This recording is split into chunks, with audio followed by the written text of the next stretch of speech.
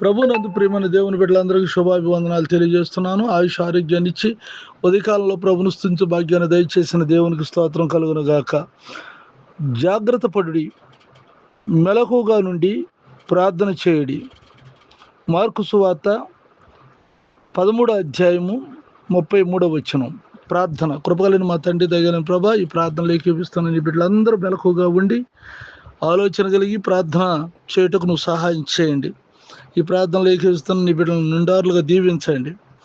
వ్యాపారం, వ్యవసాయం, ఉద్యోగం, చదువుల్లో నువ్వు తోడుగా ఉండి సహాయం చేయండి ప్రభా. సంతానం లేని వారికి సంతానం దయచేయండి. గర్భిణీ స్త్రీలకు సుప్రసం దయచేయండి. అనారోగ్యంలో ఉన్న వారికి ఆరోగ్యం దయచేయండి నాయన. ఆర్థిక సమస్యలను తీర్చండి. షుగర్, బీపీలన్నింటిని కంట్రోల్లో ఉంచండి.